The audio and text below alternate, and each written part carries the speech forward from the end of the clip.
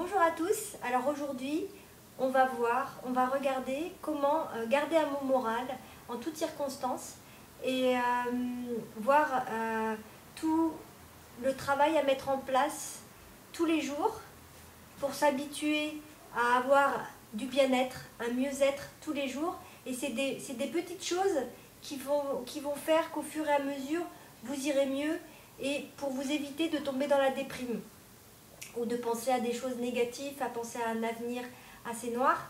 Il faut vraiment, alors comme on a dit dans les premières vidéos, se protéger des personnes négatives, se protéger des informations négatives, de ne pas trop regarder tout ce qui a trait à sa maladie sur internet. Et il faut bien sûr s'entourer des bonnes personnes, avoir un entourage, faire un tri dans ses amis, avoir un entourage aimant, s'entourer de personnes bienveillantes, que ce soit au travail, que ce soit dans le milieu médical, dans les thérapeutes paramédicales. Et il faut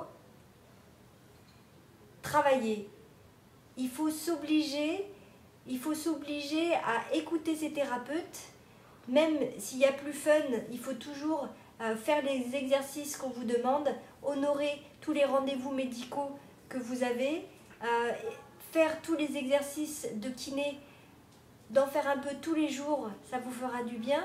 Et tous les soirs, faire les étirements qui vous font également du bien, qu'on vous a conseillé. Faire vos exercices d'ergothérapie, vos exercices d'orthoptie.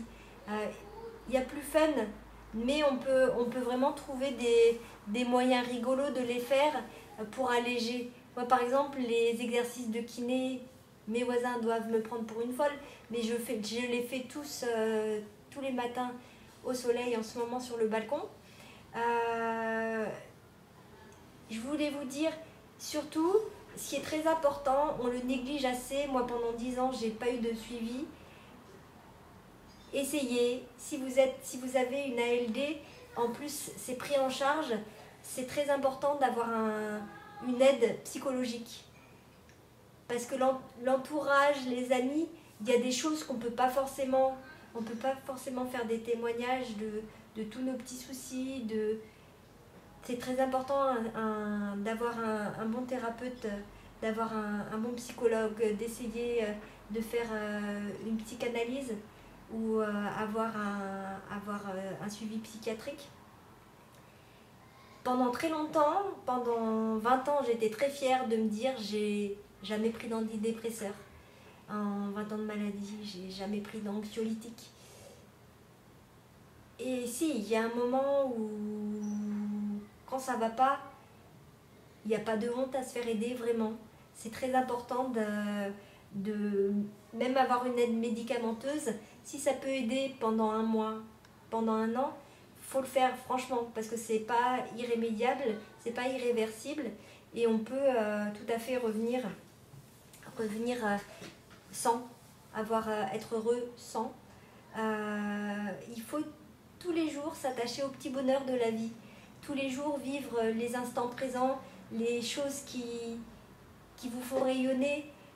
Essayez chaque journée de vous accorder un quart d'heure rien que pour vous, pour faire de la méditation, du yoga, pour retrouver votre calme, vous recentrer. Vraiment, essayez de cibler ce qui vous fait du bien, d'écouter votre sorte de musique préférée, de voir la série que vous aimez bien en ce moment, de vous occuper de vos plantes, de chanter, de jouer d'un instrument.